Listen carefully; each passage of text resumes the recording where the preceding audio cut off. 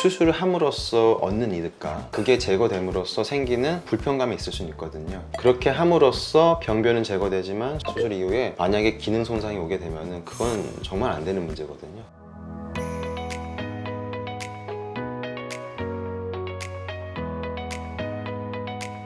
안녕하십니까. 청주 서울화상외과 대표원장 오세환입니다. 오늘은 실제 제가 환자분들 진료를 보고 환자분들과 어떤 면담과 상담을 하면서 실제적으로 말 못할 얘기들을 저와 이제 진료를 하시면서 나누시는데, 그때 이제 궁금해 하시는 부분들, 제가 실제 설명드리는 부분들에 대해서 말씀 나누는 자리를 갖도록 하겠습니다. 오늘은 항문 질환의 종류랑 차이점에 대해서 좀 여쭤보고 싶어요. 치질, 치핵, 치루 이렇게 여러 이름으로 불려지는 질환들이 어떤 부분이 좀 다르고 구분 지어지는지 설명 부탁드리겠습니다. 대표적인 항문 질환을 할 수 있거든요.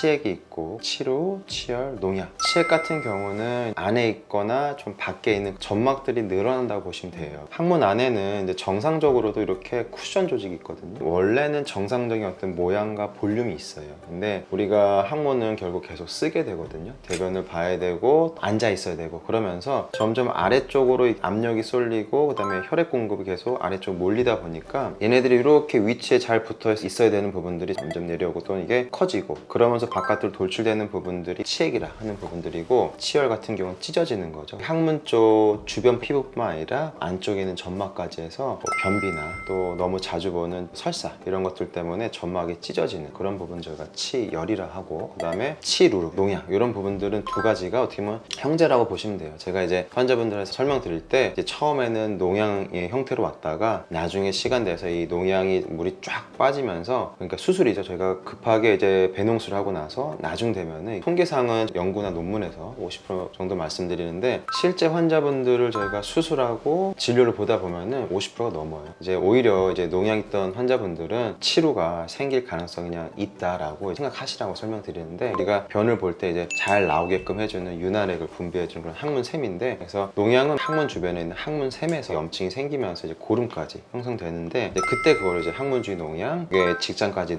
크게 많이 올라갈 경우에는 항문 직장 농양 이렇게 좀 설명드리고, 농양이 쫙 빠지고 그 다음에 항문 안쪽과 항문 밖에 있는 피부가 이렇게 연결되는 부분들 저희가 치루라고 해요. 길이 생긴 건데, 그래서 이렇게 항문 쪽에 흔히 생기는 질환 요 4개를 구분을 좀 지을 수 있다라고 보시면 될 것 같아요. 그러면 지금 설명 중에 치열이 생겨서 농양이 생길 수가 있고, 농양이 생겨서 그것이 또 변화가 되면 치루가 될 수 있고 이렇게 하셨는데, 각 질환이 그러면 차례대로 일어나는 건가요? 아니면 동시다발적으로 일어나는 건가요? 치열이 생겼다고 농양이 생기고 치루가 생기는 건 아니거든요. 근데 대신 치열이 생겼을 때 관리를 잘 못하고 만성화되고 장기화되면은 그게 염증이 생겨요. 그 자리에 그쪽으로 해가지고 농양이 생기고 치루까지 갈 수는 있어요. 치열이 있다고 반드시 농양, 치루로 가는 게 아니라 치열을 관리 못했을 때 이렇게 갈 수는 있어요. 그래서 별개의 문제라 보시면 되시고, 대신 농양이 생겼을 때는 상당히 높은 빈도로 치루로 갈 수 있죠. 그리고 물론 이제 농양이 있다고 다 가는 건 아니지만 확률상은 조금 높다라고 보시면 돼요. 근데 치루 같은 경우는 이게 물론 염증이 생겨서 고름 형태로 크게 우리가 확인될 정도로 아팠다가 그게 이제 치루로 갈 수가 있는데, 그렇지 않은 경우도 있어요. 그러니까 염증이나 이런 부분들이 본인이 잘 모르고 작게 있다가 나중에 치루 형태로 확인되실 수도 있거든요. 각각의 질환이라고 하시면 그럼 같이 생길 수도 있나요? 치열 같은 경우는 염증, 농양과 함께 뭐 치루까지 같이 복합돼서 볼 수는 있는데, 항문이 이렇게 360도로 되어 있는데 이쪽에는 치열이 있고 이쪽엔 뭐 농양, 치루가 있고 이렇게 동시에 같이 있는 질환이 있을 수는 있어요. 그러면 뭐 다 같이 필요하면은 한 번에 수술 진행하는 경우도 있기 때문에, 물론 있을 수도 있지만 아닌 경우도 있다, 이렇게 정리하면 될 것 같아요.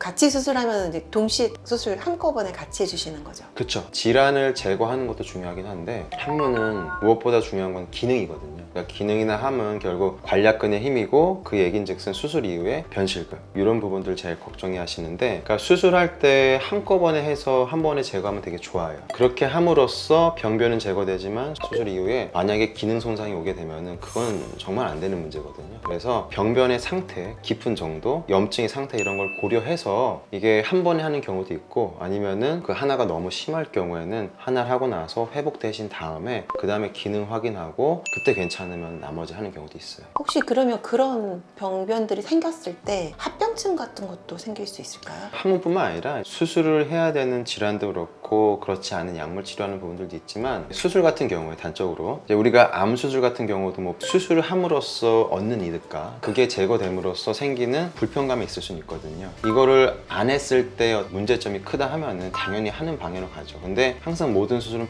100% 다 안전한 건 아니기 때문에 일정 부분 저희가 수술할 때도 그렇고 환자분한테 설명드릴 때 예를 들어서 뭐 출혈 가능성, 그 다음에 수술하고 나서도 부종 가능성, 복통 가능성, 치열 가능성, 상처가 좀 뒤늦게 나는 염증 가능성, 변실구 가능성 여러 가지 설명을 드리거든요. 꼭 그런 건 아니고 확률상 굉장히 낮아요. 낮지만 가능성에 대해서도 미리 설명을 드리거든요. 그래서 항상 모든 수술이 뭐 외과적인 수술도 그렇고 다 100%는 아니기 때문에 가능성은 낮지만 그런 가능성이 생길 수도 있다라고 보시면 되세요. 이상 항문 질환과 환자분들의 마음을 이해하려고 노력하고 있는 청주 서울아산하이과 대표원장 오선이었습니다. 감사합니다.